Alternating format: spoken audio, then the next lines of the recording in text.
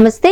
IPL 2026 సీజన్లో Rajasthan Royals జట్టు వరుస వివాదాలలో చిక్కుకుంటోంది. తాజాగా ఆ జట్టు కెప్టెన్ రియాన్ పరాగ్ డ్రెస్సింగ్ రూమ్లో ఈ సిగరెట్ తాగుతూ కెమెరాకు చిక్కడం పెను దుమారం రేపుతోంది.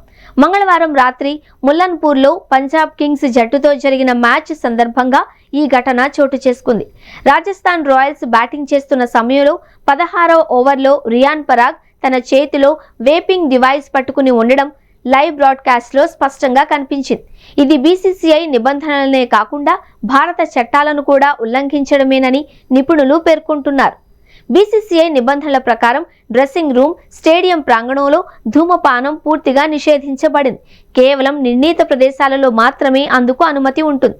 అయితే రియాన్ పరాగ్ వాడిన ఈ సిగరెట్ విషయంలో పరిస్థితి మరింత తీవ్రంగా ఉంది.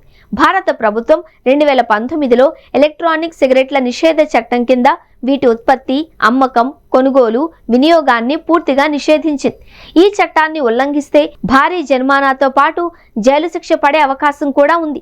దీనివల్ల ఇది కేవలం క్రీడా నిబంధనల ఉల్లంఘన మాత్రమే కాకుండా నేరంగా పరిగణించబడే ప్రమాదం ఉంది. ఈ విషయంలో బీసీసీఐ చాలా కఠినంగా వ్యవహరించే సూచనలు కనిపిస్తున్నాయి. వేపింగ్ చేస్తున్నప్పుడు మీరు ఏ పదార్థాన్ని లోపలికి తీసుకుంటున్నారో తెలియదు. ఇది ఆరోగ్యానికి, భద్రతా ప్రమాణాలకు విరుద్ధం. ముఖ్యంగా ఓ ప్రొఫెషనల్ ఆటగాడు ఇలా చేయడం అస్సలు ఆమోదయోగ్యం కాదు అని బోర్డు వర్గాలు ఆగ్రహం వ్యక్తం చేస్తున్నాయి. ఈ వివాదంపై వివరణ ఇవ్వాలి అని రియాన్ పరాగ్ రాజస్థాన్ రాయల్స్ మేనేజ్మెంట్ కు బీసీసీఐ నోటీసులు ఇచ్చే అవకాశం ఉంది. రాజస్థాన్ రాయల్స్ జట్టు ఈ సీజన్లో వివాదాల్లో చిక్కుకోవడం ఇది మొదటిసారి కాదు.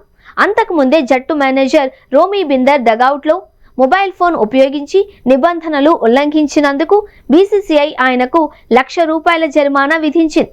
ఇప్పుడు స్వయంగా కెప్టెనే ఇలాంటి వివాదంలో దొరికిపోవడం జట్టు ప్రతిష్టను దెబ్బతీస్తోంది.